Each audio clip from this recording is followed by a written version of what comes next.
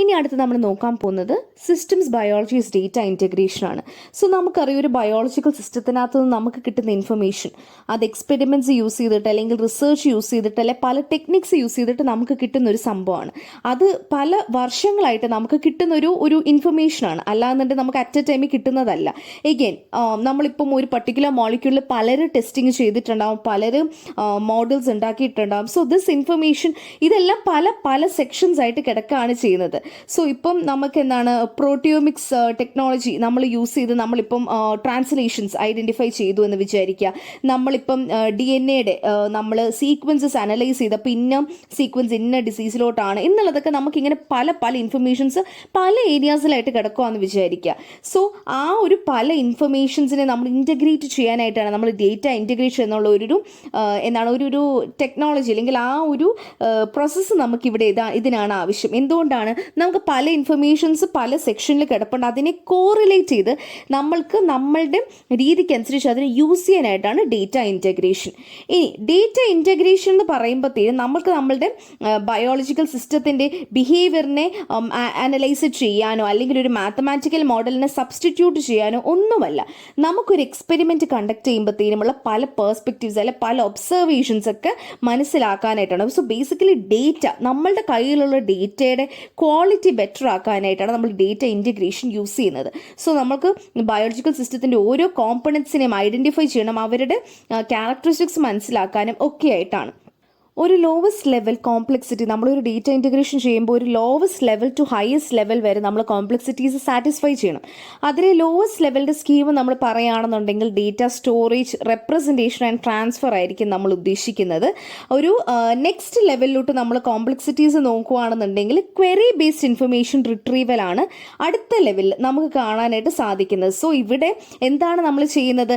Different ഡേറ്റാബേസസിലുള്ള data ടൈപ്സിനെ അവരുടെ connection along with visualization and presentation of data, ഇത്രയും കാര്യങ്ങളാണ് നമ്മൾ സെക്കൻഡ് ലെവലിലോട്ട് പോകുമ്പോഴത്തേനും നമുക്ക് ഡേറ്റ ഇൻറ്റഗ്രേഷനിൽ കാണാനായിട്ട് സാധിക്കുന്നത്.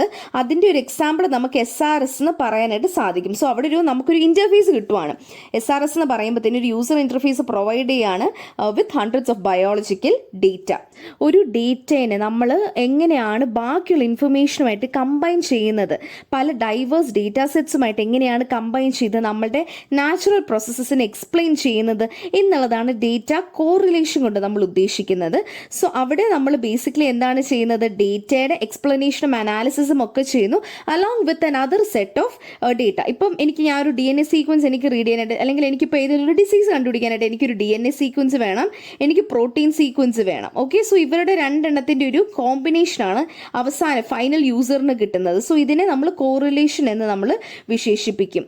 സോ ഇവിടെ ഇതിൽ നിന്നും നമ്മൾക്ക് ആവശ്യമായിട്ടുള്ള ഡേറ്റയെ നമുക്ക് റിട്രീവ് ചെയ്യാനായിട്ട് സാധിക്കും. പക്ഷേ ഇവിടെ ഒരു പ്രോബ്ലം ഉണ്ട്. കാരണം ഇവിടെ നമുക്കുള്ള രണ്ട് ഡിഫറെൻറ്റ് ഡേറ്റാബേസ്, അവരെ സ്ട്രക്ചർ ചെയ്തേക്കുന്ന രണ്ട് ഡിഫറെൻറ്റ് രീതിക്കായിരിക്കും. സോ അവരെ നമുക്ക് മനസ്സിലാക്കാനായിട്ട് അല്ലെങ്കിൽ അവരെ നമുക്ക് കൂടുതൽ കോറിലേറ്റ് ചെയ്യാനായിട്ട് നമുക്ക് നോർമലൈസേഷൻ എന്നുള്ള ഒരു പ്രോസസ്സ് ഫോളോ ചെയ്യും. സോ നോർമലൈസേഷൻ സ്ട്രാറ്റജീസ് കാണും. അതുപോലെ തന്നെ നമുക്ക് ഈ ഒരു ഡേറ്റയിൽ നിന്നും നമുക്ക് ഇൻഫർമേഷനിൽ നിന്നും ഡേറ്റയെ അനലൈസ് ചെയ്യാൻ അല്ലെങ്കിൽ ഇന്റർപ്രറ്റ് ചെയ്യാനായിട്ട് നമുക്ക് അനാലിസിസ് ടൂൾസ്, മൈനിങ് മോഡൽസ്, ആൽഗോറിതംസ് ഒക്കെ ഉണ്ട്.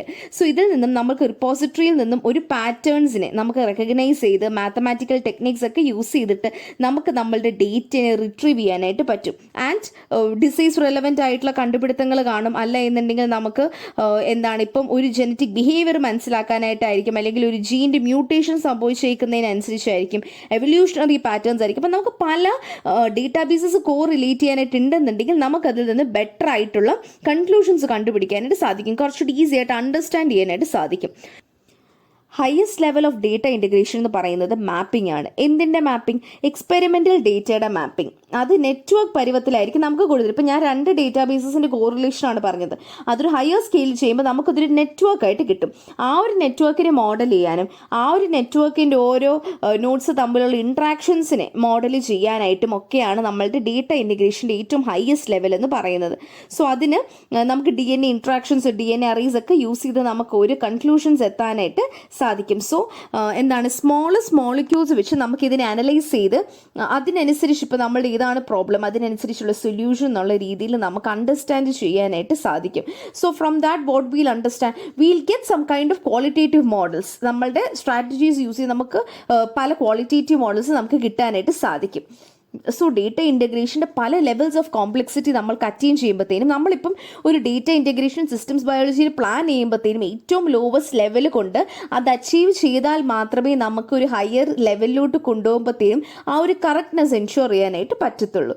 സോ അതൊക്കെയാണ് നമുക്ക് ഡേറ്റ ഇൻ്റഗ്രേഷനെ പറ്റിയും നമ്മളുടെ സിസ്റ്റം ബയോളജിയിലും അതിൻ്റെ മോഡൽസിനെയൊക്കെ പറ്റിയിട്ട് പറയാനുള്ളത്.